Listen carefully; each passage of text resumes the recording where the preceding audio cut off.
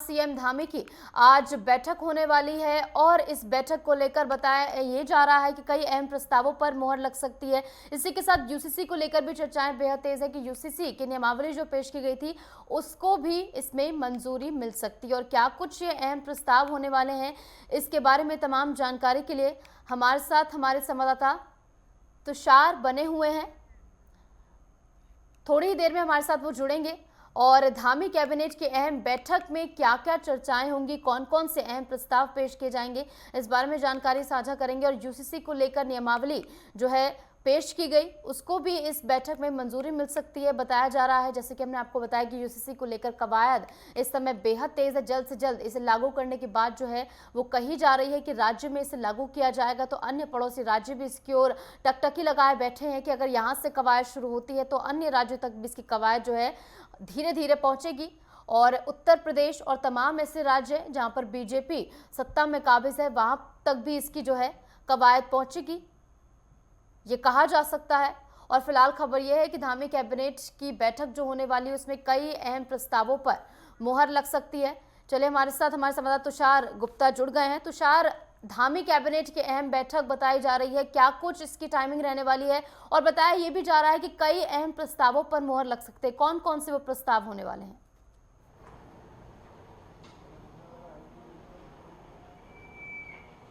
देखिए, बिल्कुल अगर सचिवालय में ये बैठक होने वाली है, 11 बजे से ये बैठक शुरू होगी। मुख्यमंत्री पुष्कर सिंह धामी इसकी अध्यक्षता करेंगे। इससे पूर्व की अगर मैं बैठकों की बात करूं तो 11 सितंबर को पहले बैठक आयोजित की गई थी, लेकिन उसे स्थगित कर दिया गया। लेकिन उसके बाद 21 सितंबर की देर रात्रि एक बैठक बुलाई गई मंत्रिमंडल की और उसमें 6 प्रस्तावों पर मोहर लगी। और अब कहा जा सकता है कि 1 महीने बाद ये बैठक होने जा रही है, जिसमें कई जो फैसले हैं वो धामी सरकार के जो मंत्री हैं और साथ साथ ये बैठक में चर्चा करके प्रस्ताव पारित किए जा सकते हैं। कहा जा सकता है यूसीसी को लेकर जिस तरह से जो नियमावली एवं जो क्रियान्वयन जो समिति है यूसीसी को लेकर, उन्होंने जो रिपोर्ट और जो बुकलेट सीएम धामी को बीते दिनों सौंपी है, उसके बाद ये फैसला लिया गया था कि जो अगली कैबिनेट बैठक होगी उसमें ये चर्चा की जाएगी, उसमें ये फैसला लिया जाएगा कि कब जो यूसीसी है वो लागू किया जाएगा। तो इसमें कहा जा सकता है कि यूसीसी लेकर भी चर्चा हो सकती है, जो अहम चर्चाओं का विषय बन सकता है। साथ साथ अगर बात की जाए बोनस को लेकर, जिस तरह से दिवाली आने वाली है और ऐसे में जो सरकारी कर्मचारी हैं उनको यहाँ पर बोनस देने की जो प्रस्ताव है उस पर पारित किया जा सकता है।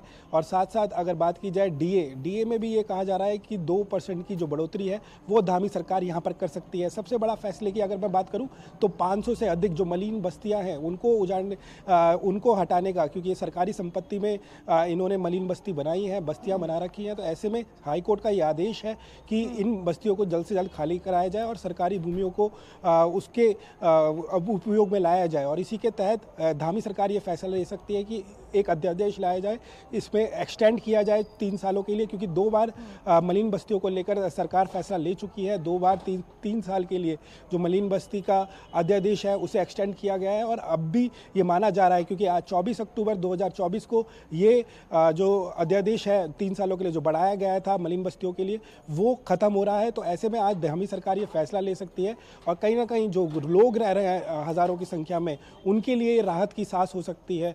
तो जो घर मलिन बस्तियों में जो लोग रह रहे हैं उनके लिए काफ़ी बड़ी खबर है।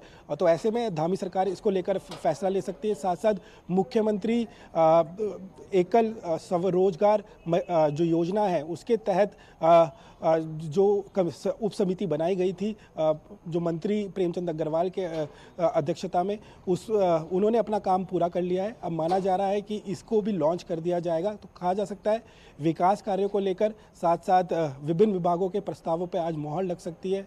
दिवाली के लिए बोनस भी आज पारित किया जा सकता है। तो आज बड़ी बैठक हो सकती है जिसमें 2 दर्जन से अधिक जो प्रस्ताव है उसमें आज मोहर लगेगी। जी बिल्कुल, 2 दर्जन से ज़्यादा अहम ये प्रस्ताव, आपने तमाम जानकारी हमारे साथ साझा की। और इसी के साथ तुषार, यूसीसी को लेकर सबसे ज़्यादा चर्चाएं हैं कि यूसीसी की जो नियमावली पेश की गई उसके बाद जो है इस बैठक में उसे मंजूरी मिल सकती है। क्या विपक्ष की ओर से इस नियमावली को लेकर कोई भी रिएक्शन अब तक सामने आया है, या फिर अब तक सफल तरीके से नियमावली का काम जो चल रहा है आगे इसकी कवायद इसी तरीके से जारी रहेगी?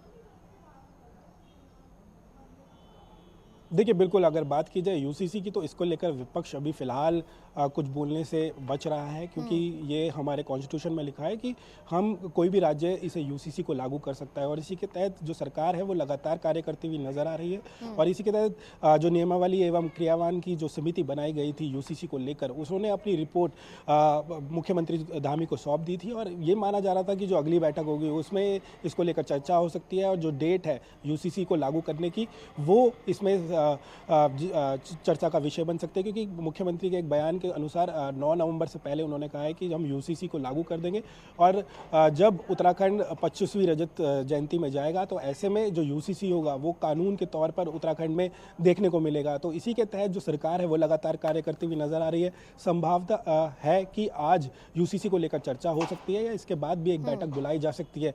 फिलहाल चर्चाओं का विषय बना हुआ है कि यूसीसी को आज कैबिनेट बैठक में रखा जाएगा, और बातचीत इस पर की जाएगी मंत्रिमंडल से, किस तरह से इसे धरातल पर लाया जाए, और साथ साथ जो मैनुअल्स इसमें बनाए गए हैं किस तरह से जो विभिन्न विभाग हैं वो इसमें कार्य करेंगे। तो कहा जा सकता है कि यूसीसी एक मुख्य मुद्दा रहने वाला है। इसके साथ साथ जुलाई महीने में जब शौर्य दिवस था तो मुख्यमंत्री ने एक और घोषणा करी थी कि जो शहीद के परिवार होंगे उनको 10 लाख से 50, माफ़ कीजिएगा, जो 10 लाख की राशि है उसकी बढ़ोतरी करके 50 लाख कर दी गई थी। तो ऐसे में कहा जा सकता है कि उसको लेकर भी आज फैसला हो सकता है। साथ साथ जो उपनल कर्मचारी हैं उनको लेकर उनकी जो सेवानिवृत्ति यानी कि उन्हें परमानेंट करने की जो बात कही गई थी, अगस्त में इसको लेकर एक कैबिनेट बैठक भी हुई थी, लेकिन उस पर जो प्रस्ताव पारित हुआ था उस पर जो डेट फाइनल नहीं हो पाई थी।